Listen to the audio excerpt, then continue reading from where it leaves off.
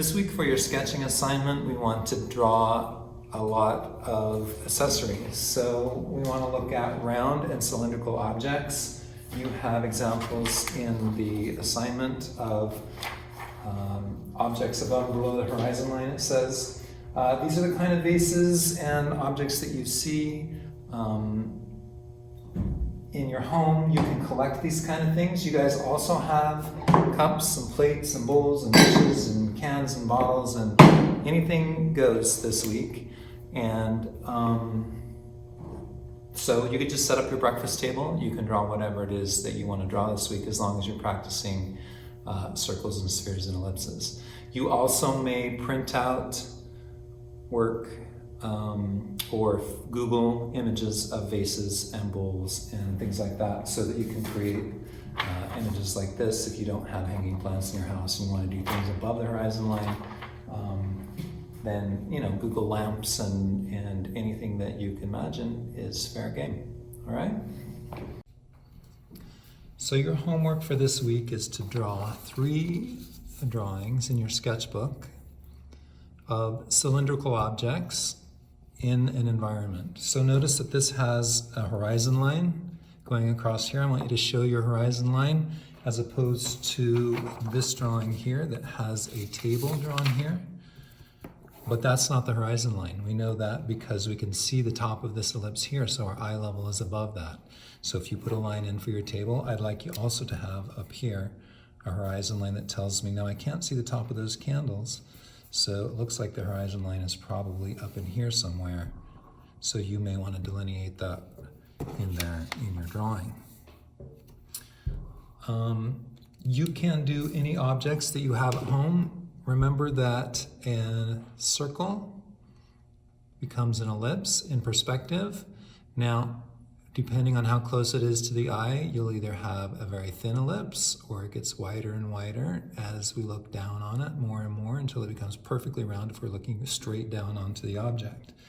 So if you have something like a vase and your eye level is flat onto it, you're going to see a flat line up here at the top and here at the bottom. And if you're above it, this is going to start to turn into an ellipse around here, right? The concept is that you draw an ellipse every time the vase changes shape. So, first I need a center line to center my cylinder. And then I see that there's a small ellipse on the top.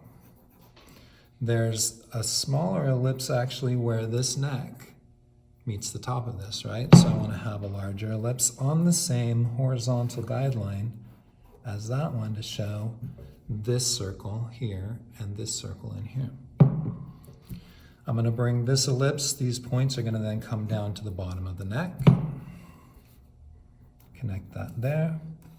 This then is going to be connected with a straight line. That wasn't perfect, so I drew a line next to it. Why not, right? We can fix it as we go.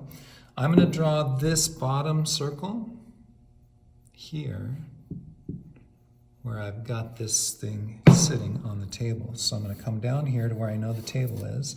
I'm judging by measuring this in relationship with this, and it looks like they're about the same, right?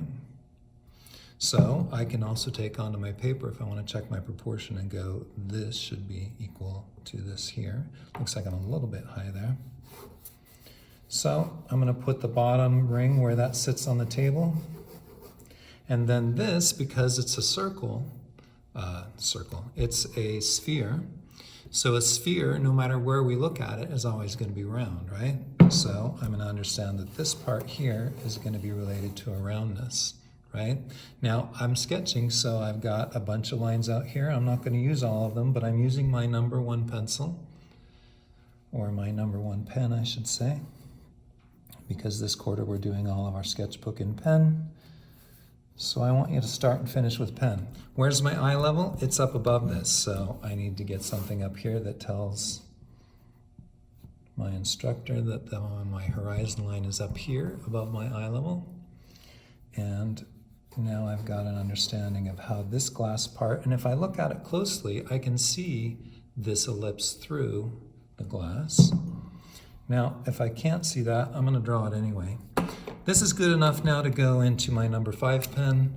I can come into that, and this is my second chance now to correct these ellipses. If you look closely at this ellipse here, it's wonky, right? So I want to come in here as I draw this one. I don't want to trace the lines I've done. I want to make it better as I draw, right? These kind of lines here where it connects are pretty important. These lines I'm going to leave a little bit light because it's glass, and I'm not exactly seeing that as clearly. These lines, I want to use whichever one of these works, and if none of them work, I'm going to draw a new one. I'm going to get something that looks kind of like what I've got there, and I'm going to leave some of the light lines in there so that I have a contrast. See how I have light lines and dark lines? If this were something like a bowl, you've all got bowls and cups, saucers at your house, right? So you could draw your breakfast table for one of these assignments. If it were a bowl, I'm going to keep it fairly simple. I've got an ellipse happening. I've got an ellipse where it hits the table.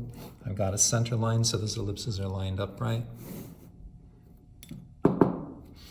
I'm judging this is going to be quite close to that ellipse based on the fact that this is a smaller cup. But I'm going to have this turn here and here just a little bit and come kind of straight down. I'm trying to look at the nature of the beast here and get it to look a little more as I draw like the cup that I see. Now I just cheated. I used my number 5 to do a very light line. So if you're good enough with pressure, you don't need to switch pens at this point. But you'll go into here and you'll draw the spool in like that. Cross contour becomes important in this assignment, as you can see in this drawing here. There's all these lines going through the centers of things, there's lines going horizontally, and then there's these lines coming across here. So cross contour describes the shape of an object. This object moves in 2 directions, just like when we drew the cube, and we said that every plane moves in 2 directions. This moves off to the right vanishing point and straight up and down. This side moves off to the left vanishing point and straight up and down. Okay, it's important this week that you practice that. This moves in 2 directions. One is this line that goes up and down the side, right? Curves down here just a little bit, doesn't it? And then the other direction of that plane, it's actually not a plane, right? It's a cylinder. So I'm going to curve it around this way. When it hits the table, if I wanted to say the light's coming from this direction, I'm going to do more contouring in the shadow side than I do in the light side, right? So I'm going to leave this side pretty much light. If I want to put a shadow core in, I'm going to put in more lines here. When it hits the table, I'm just going to go straight out a little bit next to it, give it something like this that indicates that it's casting a shadow onto the table. Now this is really useful because if I had drawn this really wonky, let's say I drew my cup like this, and then I wanted to have this line go correctly, then all of these scribbly lines that I have here are going to be corrected by, or I'm going to do this so that my instructor knows that you can give me a good grade, because I understand this is the real nature of the beast, and all these mistakes are going to get eaten up by those cross contour lines. Okay, so 3 drawings, at least 6 objects in each drawing, and show me your horizon line. That gets you set up for your sketchbook for next week's assignment.